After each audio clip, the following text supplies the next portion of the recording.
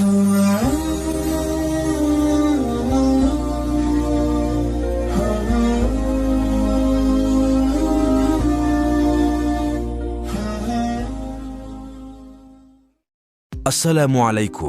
warahmatullahi wabarakatuh. Bismillahirrahmanirrahim. Para pemirsa kisah ulama dimanapun saat ini berada, yang dirahmati Allah. Pada video ini akan dikisahkan karomah kesaktian Kiai Abbas Abdul Jamil Cirebon yang bisa menjatuhkan pesawat Belanda saat memimpin Perang 10 November di Surabaya. Bagaimana kisah lengkapnya? Mari kita simak kisah ulama berikut ini.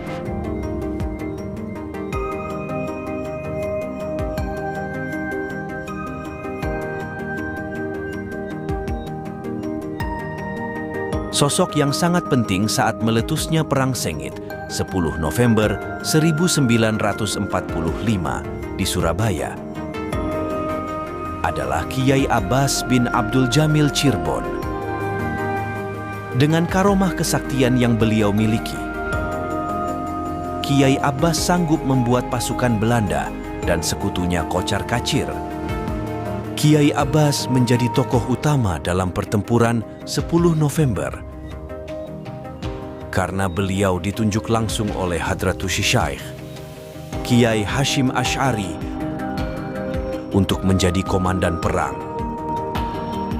Selain ditunjuk menjadi komandan perang, Kiai Abbas juga diberi hak istimewa untuk menentukan hari, tanggal, dan waktu dimulainya peperangan. Kiai Abbas sendiri merupakan seorang ulama yang tidak hanya dikenal dengan keluasan pengetahuan agamanya, tetapi beliau juga dikenal karena memiliki ilmu kanuragan atau bela diri tingkat tinggi, serta ilmu supranatural yang sangat mumpuni. Hal ini menjadikan Kiai Abbas terlibat aktif dalam penyusunan resolusi jihad.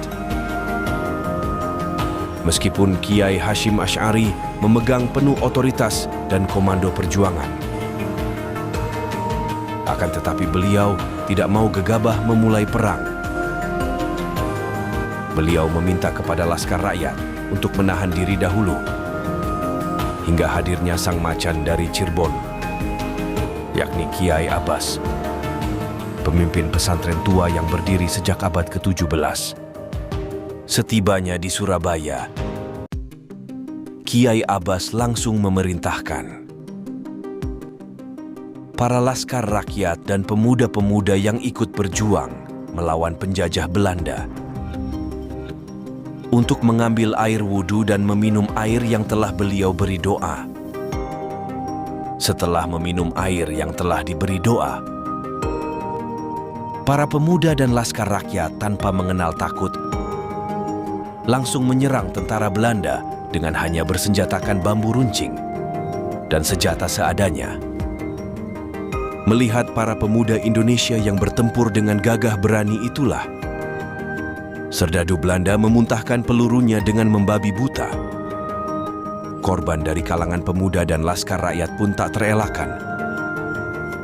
Namun banyak juga serdadu Belanda yang tewas di ujung bambu runcing para pejuang. Saat meletus pertempuran sengit itu, Kiai Abbas dan para kiai lainnya berada di tempat yang agak tinggi untuk mengkomando jalannya pertempuran. Hanya menggunakan sandal kayu, Kiai Abbas berdiri tegak di halaman masjid sambil berdoa. Kiai Abbas menengadahkan kedua tangannya ke langit. Lalu keajaiban pun terjadi. Tiba-tiba beribu-ribu alu penumbuk padi dan lesung dari rumah-rumah rakyat berhamburan terbang menerjang serdadu-serdadu Belanda.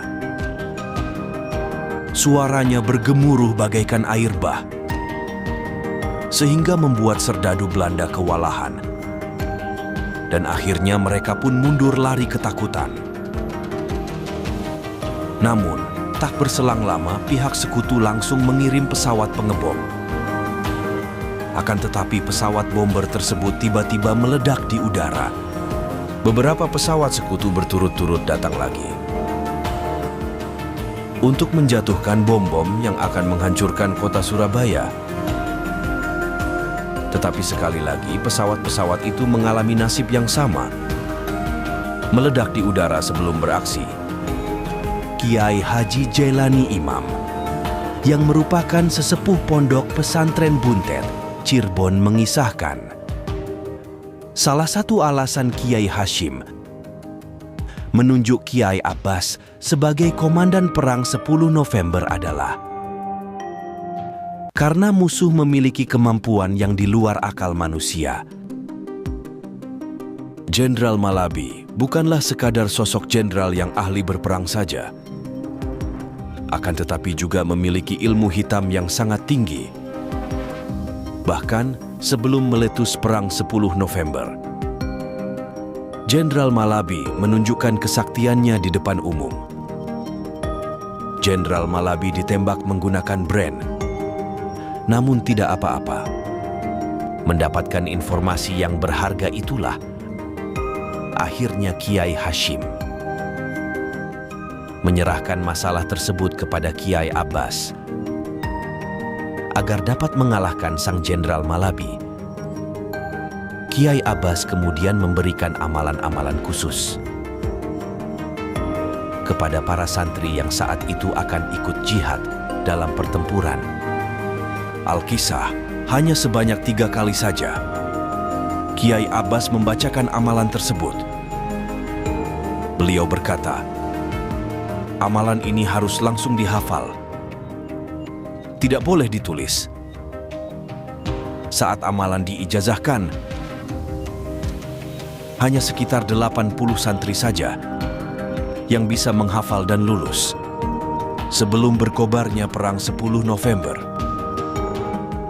terjadi peristiwa yang menggemparkan dunia, yaitu terbunuhnya Jenderal Malabi. Salah seorang dari 80 santri itulah yang bisa menembak mati Jenderal Malabi, hingga membuat tentara sekutu marah, dan terjadilah Perang Surabaya. Demikianlah sedikit uraian kisah ulama kali ini. Semoga dapat menambah wawasan serta keimanan kita. Jika ada hal-hal yang kurang berkenan, kami mohon maaf yang sebesar-besarnya. Selamat berjumpa kembali di kisah-kisah ulama selanjutnya. Wassalamualaikum warahmatullahi wabarakatuh.